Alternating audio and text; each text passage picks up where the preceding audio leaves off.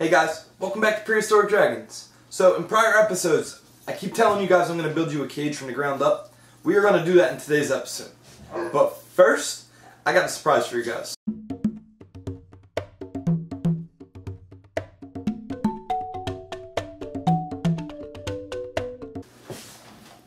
My buddy John over at SimContainer has sent me 3 pure Australian Frilled Dragons.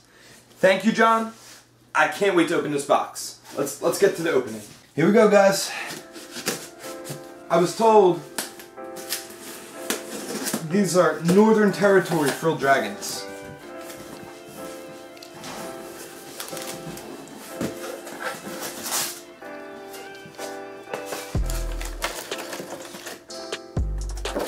And so and behold, they are some baby Australian Frilled Dragons. Wow. Wow.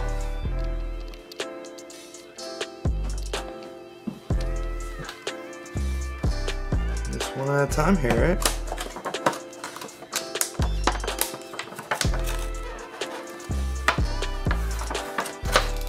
Kinda cold there, bud.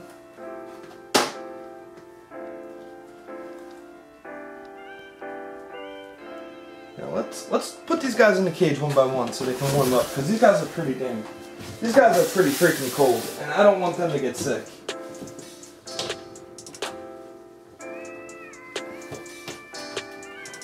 So, you see how friendly this little girl or guy is right now? After she warms up, she's never going to want to be held again. Until I get her a little more tame, because she's a baby still.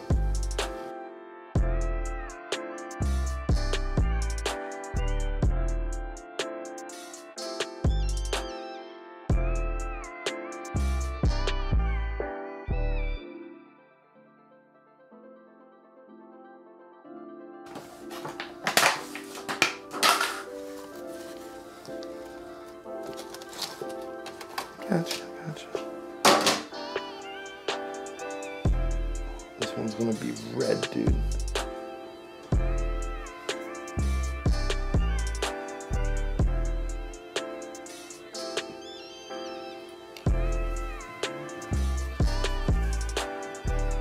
And the last one. And save this one for last because I really liked its color. You guys will never have to be in the cold ever again, I promise. You guys are freaking pretty. This is a boy. Wow, look at that. He's gonna be gorgeous.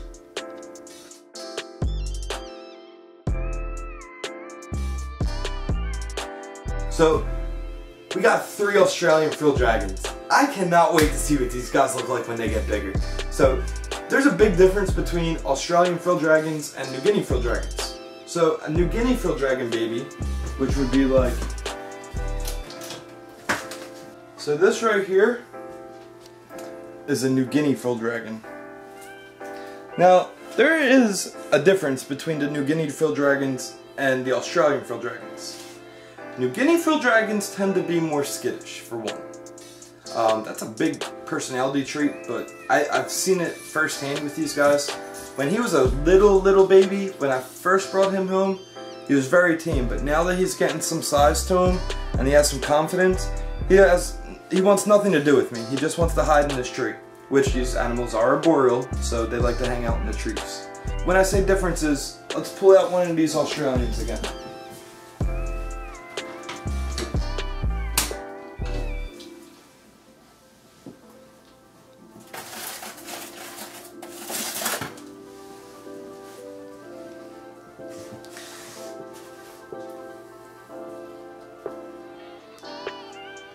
I want to make sure. If you take a look at their heads, can you see how the one on the right, how his head is noticeably bigger? A big difference between the New Guinea Frilled Dragon and the Australian Frilled Dragon is the Australian will get bigger.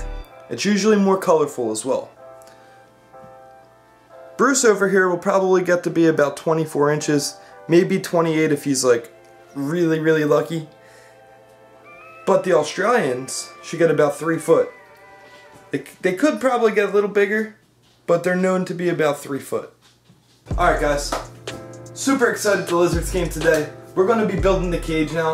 They're just in the cage temporarily until we get everything. I ordered a lot of this stuff on Amazon, but it just didn't come yet. So we're just going to go to the store now and get some extra stuff, because it's always better to have the stuff on hand than not have it and be, you know, stuck without it. So we're going to go to the store, we're going to go get some bedding, we're going to go get some lamps. I got most of the bulbs already. Probably get another little mister for him and a couple thermometers. I'll see you guys when we get back.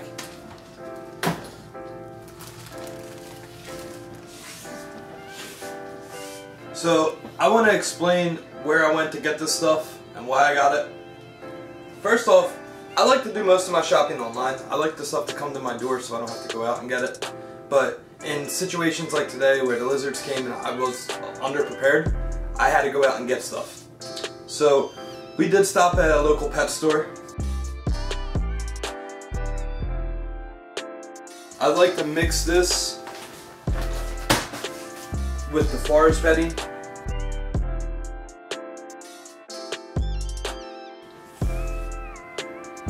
It just thickens it up. I was also trying to get moss, but the store didn't have it, neither did the hardware store, so I just got what I could today, but it's really the only thing I'm missing is moss. This should do a really, really good job keeping the humidity up.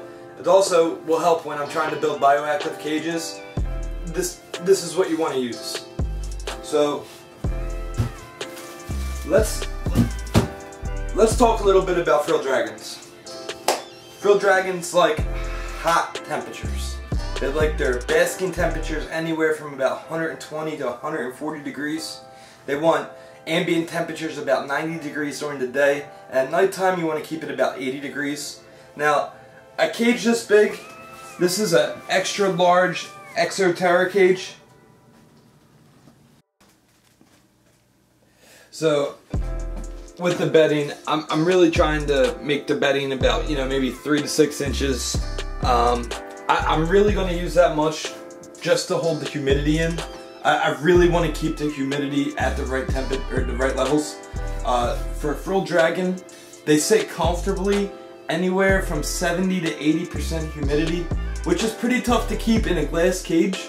So I'm going to show you some ways at the end of this video to keep the humidity up when we get to that point of the video. Right now though, I'm going to take everything out. I'm going to take all 3 of these little guys out, and we're going to start building the cage.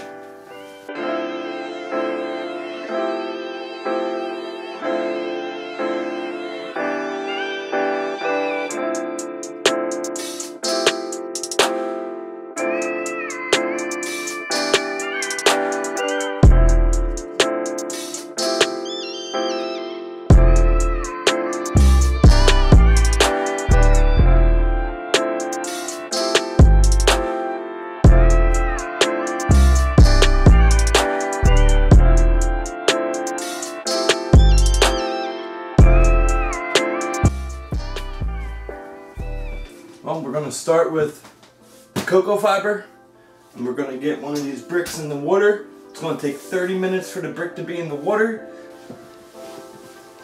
Again, it'll take about 30 minutes to break up thoroughly.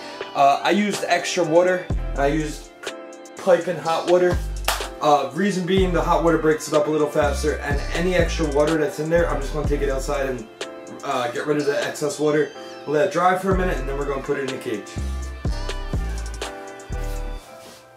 While we're waiting for that to break up, I'm going to put this big bag in now.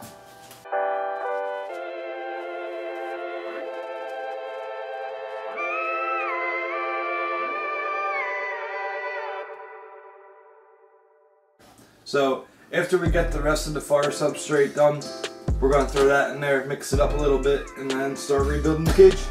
30 minutes has went by, and we've gotten our substrate here. It's nice, it's thick, it looks like it really can hold the humidity in. I'm gonna go ahead and mix this into the cage, and then we're gonna start rebuilding the cage. Here we go, guys.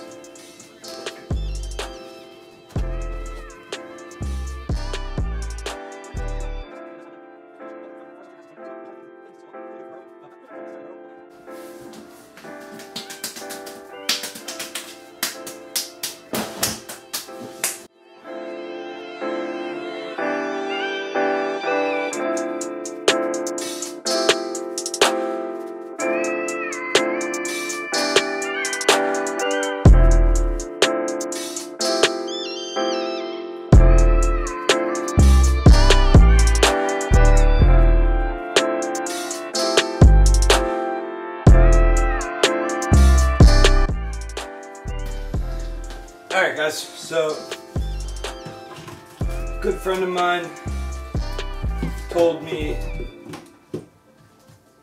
if you build it, they will come. And what he meant by that was you build the nesting area, the eggs will come. So what I've been implementing in every single one of my cages, even if there isn't a female in the cage, is these little boxes in the corners of the cage. What this thing is, it's really a nesting area. It's an area for where any lizard or snake can feel secure. They have to crawl in. It's a small hole. It's very high in humidity and it's warm.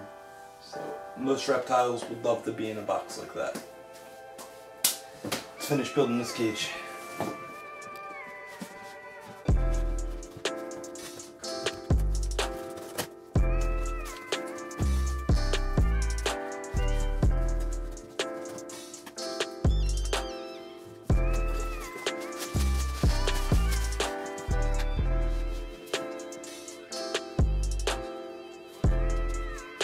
Alright guys, cage is all finished. The last thing we have to do in the cage is just pick the lights for the cage and put the little guys back. They're still pretty cold, so I want to get them in the cage as fast as possible. And I'll start by putting this guy in first.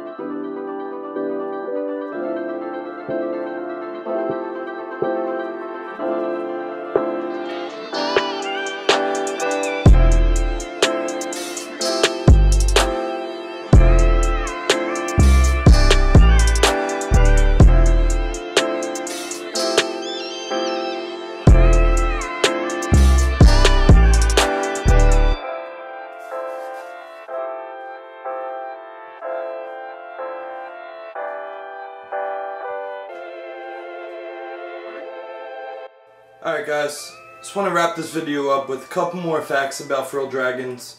I want to make sure I hit everything on these lizards, especially for somebody who's never owned one of these guys before. A couple random tips that you should honestly do with every lizard or snake. You want to make sure you take the water bowl out every single day. You want to make sure you clean it. You want to make sure you give it nice, clean, fresh water every day. You want to make sure if it's an animal that needs high humidity, that you got something like a dripper system or a little monsoon, something like one of these guys. And this is just simply a sprinkler for the cage. It keeps the humidity up. Now I have a reptile room. This room is full of frilled dragons. Got 7 of them now, I think.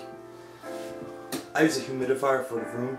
It keeps the room about 50 to 60% humidity, and the cages stay about 70% usually.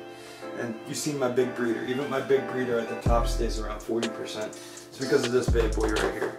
Without this humidifier, the room would be a lot more dry. So, just want to make sure I touched on that.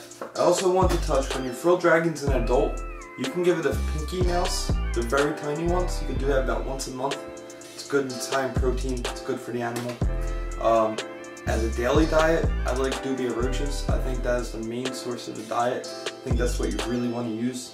Now, here's something I didn't touch on. Calcium and D3 supplements. I use calcium and the D3 supplement. Let me show you. I use this every 3rd feeding. So, Monday, Wednesday, Saturday. You get this every single time. I also want to do a special shout out to my buddy John from SimContainer. If it wasn't for him, I wouldn't have any of these beautiful lizards. I can't wait to start breeding them. Comment below, tell me some names for these lizards. I really need some names for these guys. If you haven't done it already, subscribe for me.